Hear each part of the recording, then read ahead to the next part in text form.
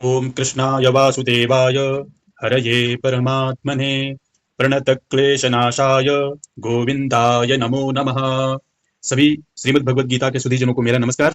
आज से मैं द्वितीय अध्याय प्रारंभ कर रहा हूं, तो चलिए शुरू करते हैं। ओम श्री परमात्मने नमः।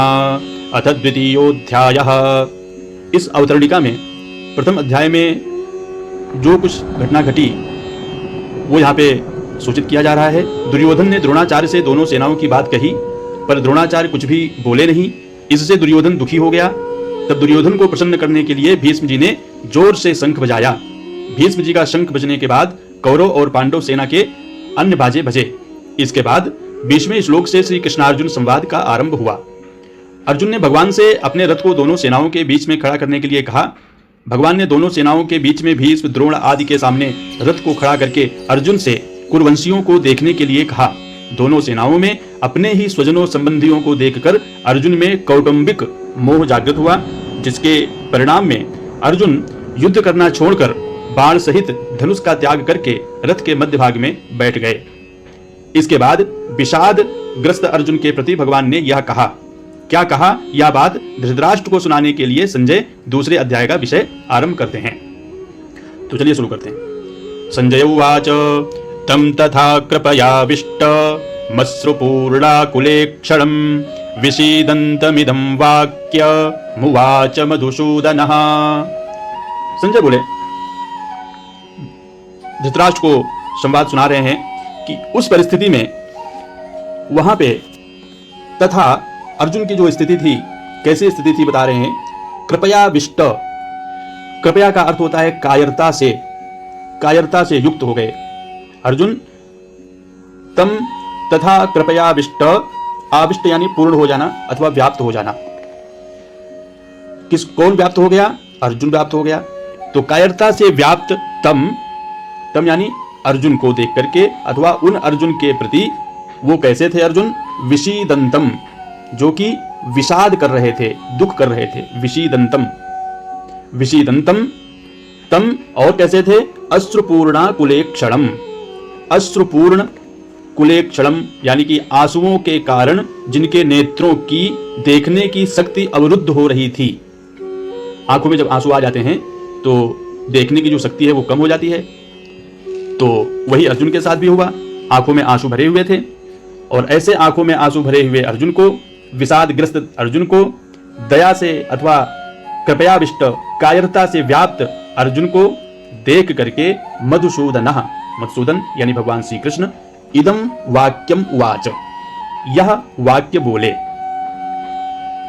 तो तथा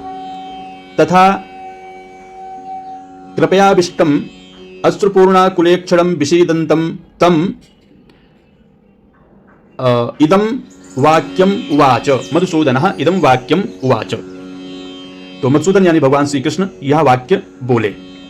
तो क्या वाक्य बोले, अगले श्लोक में देखते हैं।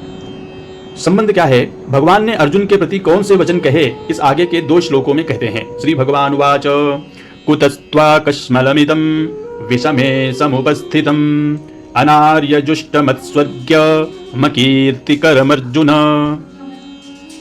भगवान ने कहा, अर्जुन,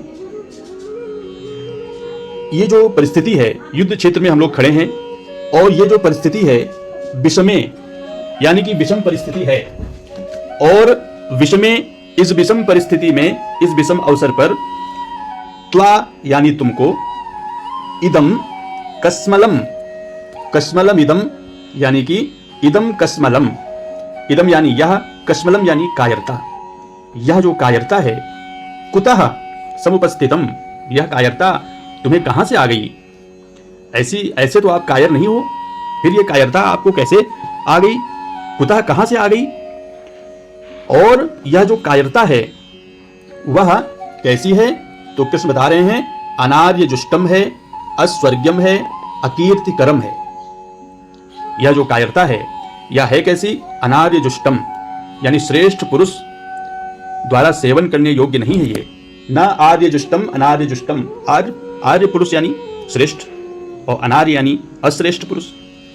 तो यह जो कायरता है यह अनार्य जुष्टम है, श्रेष्ठ पुरुष द्वारा सेवन करने लायक नहीं है। और कैसी है ये? अस्वर्ग्यम, यह स्वर्ग को देने वाली भी नहीं है, अस्वर्ग्यम। और कैसी है? अकीर्तिकरम है, कीर्ति देने वाली भी नहीं है। इसीलिए ये जो कायरता है कश्मलम, इसको आप त्याग दो। तो देख लेते हैं इसकी व्याख्या क्या है। कुतस्त्वा कश्मलमिदम, भगवान आश्चर्य प्रकट करते हुए अर्जुन से कहते हैं कि ऐसे युद्ध के मौके पर तो तुम्हारे में शूरवीरता उत्साह आना चाहिए था, पर इस बेमौके पर तुम्हारे में यह कायरता कहां से आ गई? आश्चर्य दो तरह से होता है, अपने न जानने के कारण एक आश्चर्य होता है, और दूसरा होता है किसी दूसरे व्यक्ति को चेताने के लिए। भगवान का यहाँ जो आश्चर्यपूर्वक बोलना है वह केवल अर्जुन को चेताने के लिए ही है, जिससे अर्जुन का ध्यान अपने कर्तव्य पर चला जाए। कुतः कहने का तात्पर्य यह है कि मूल में यह कायरता रूपी दोष तुम्हारे में स्वयं में नहीं है, या तो आगंतुक दोष है जो सदा रहने वाला भी नहीं है। और समुपस्थितम कहने का तात्पर्य क्या है कि यह कायरता केवल तुम्हारे भावों में और वचनों में ही नहीं आई है, किंतु तुम्हारी क्रियाओं में भी आ गई है, या तुम्हारे पर अच्छी तरह से छा गई है, जिसके कारण तुम धनुष बाण छोड़कर रथ के मध्य भाग में बैठ गए हो।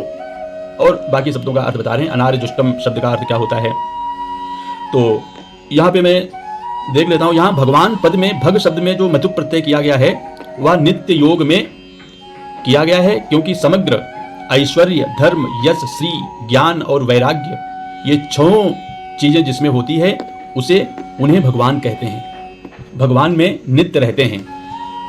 भग यानी भग शब्द का अर्थ है ये छह चीजें, ऐश्वर्य, धर्म, यश, श्री, ज्ञान और वैराग्य, ये छह चीजें, छह वस्तुएं जिनमें होती हैं वही भगवान है। तो ये भगवान शब्द की व्याख्या है। अगले श्लोक की तरफ चलते हैं। संबंध क्या है इस श्लोक का?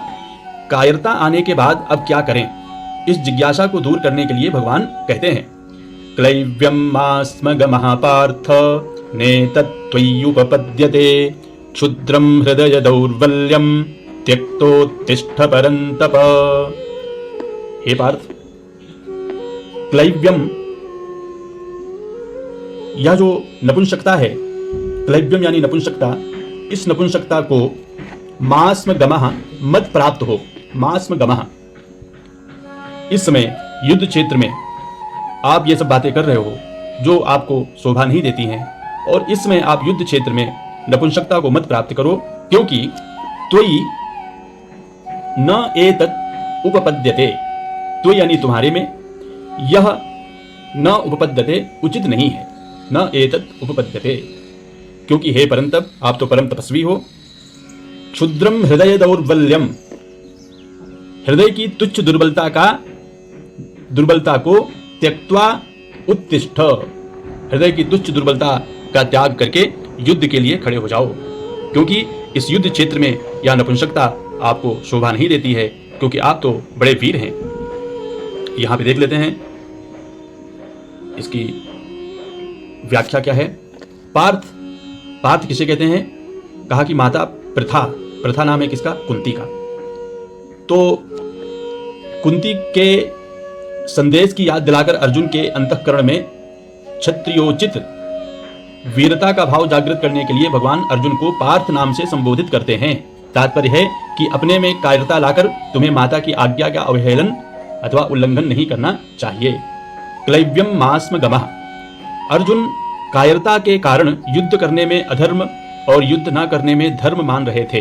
अतः अर्जुन को चेताने के लिए भगवान कहते हैं कि युद्ध ना करना धर्म की बात नहीं है, यह तो नपुंसकता यानी हिजड़ापन है, इसलिए तुम इस नपुंसकता को छोड़ दो। नेतत्त्वय्युपपद्यते शब्द का अर्थ क्या है?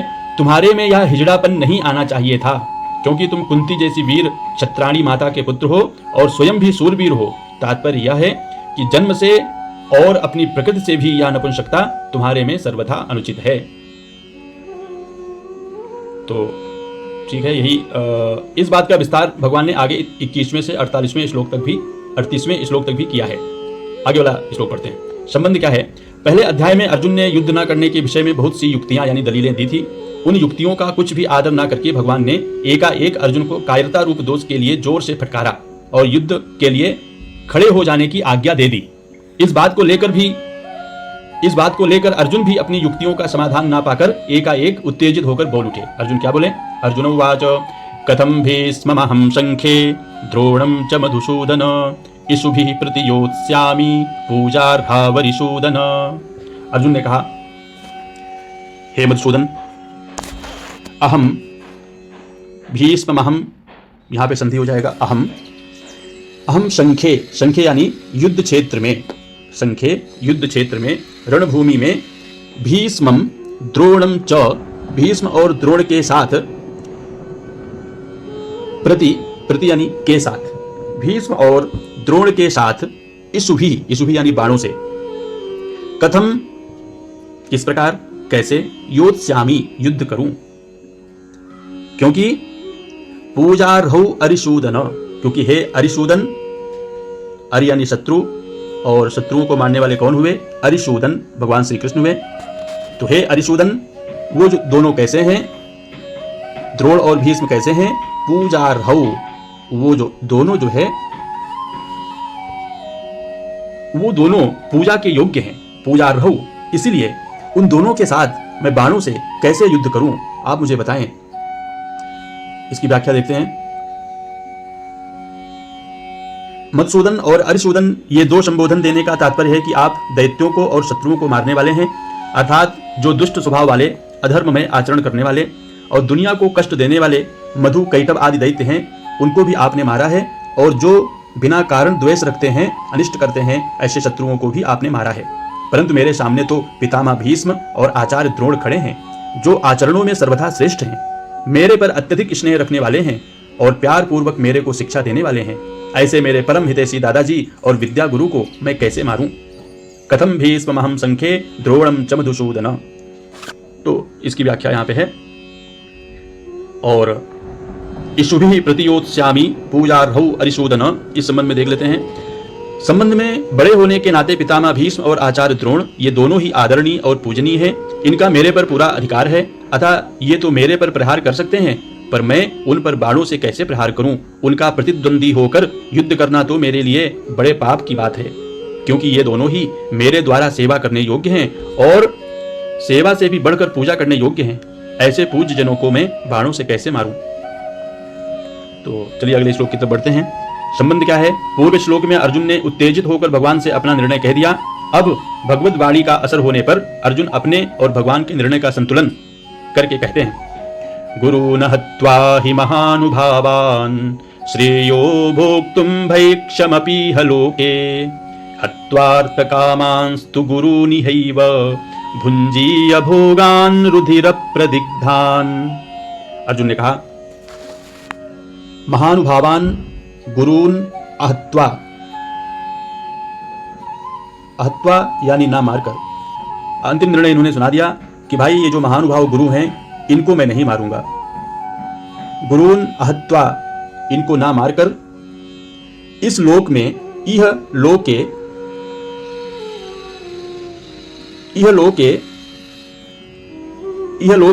भैक्षम अपि, भैक्षम यानी भिक्षा का अन्न, भैक्षम अपि भोक्तुम श्रेयः, गुरुजनों को नहीं मारूंगा मैं, और गुरुजनों को ना मारकर इस लोक में भिक्षा का अन्न खाना भी मुझे श्रेष्ठ है।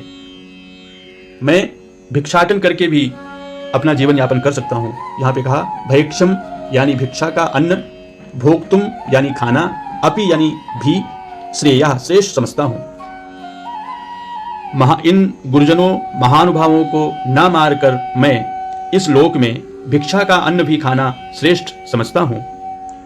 और क्योंकि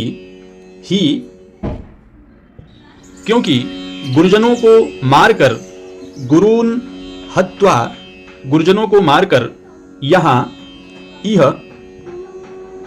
गुरुजनों को मारकर यहां मैं क्या करूंगा, बोले रुधिर प्रदिग्धान, अर्थ कामान, बोले खून से सने हुए, रक्त से सने हुए, रुधिर प्रदिग्धान, रक्त से सने हुए, अर्थ कामान, अर्थ और काम रूप भोगों को, अथवा रक्त से सने हुए तथा धन की कामना की मुख्यता वाले भोगों को, भोगान भुंजीय, भोगूंगा, भोगान भोगों को, एव यानी ही, और भुंजी यानी भोगूंगा।